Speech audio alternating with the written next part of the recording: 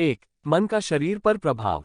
यदि कोई व्यक्ति मुझसे पूछे कि मनुष्य को दुखी रखने के लिए सबसे अधिक उत्तरदायी कौन है, तो मैं निसंकोच होकर कहूंगा हमारा मन। वास्तव में हमारे मन के विचार, मन की दशा या मनस्थिति ही हमारी अधिकांश समस्याओं की जड़ है।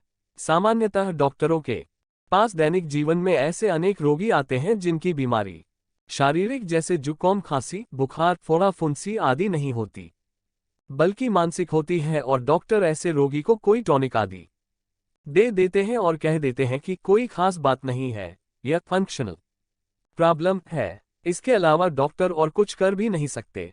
कारण ये कि मन में घुमड़ने वाले आलतू फालतू विचारों का कोई क्या इलाज करे, इन पर तो स्वयं नियंत्रण करने की जरूरत है। वास्तव में प्रत्येक व्यक्ति के मन में कुछ न कुछ फालतू पड़े रहते हैं या भटकते रहते हैं।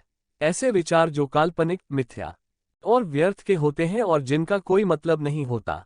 बात यहीं तक रहती तो ठीक थी, लेकिन जब मन में ऐसे विचार बहुतायत में हो जाते हैं तो वह शरीर पर भी अपना प्रभाव डालने लगते हैं और कोई न कोई विकार उत्पन्न कर देते हैं।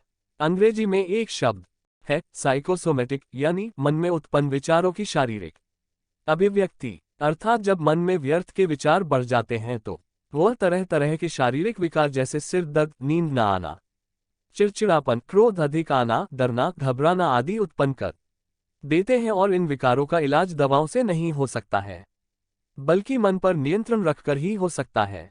उदाहरण के लिए, किसी व्यक्ति को चिंता करने के कारण सिर दर्द होता है तो वह चिंता को छोड़कर मन पर नियंत्रण रखें। एक कहावत है, मन के हारे हार है, मन के जीते जीत है।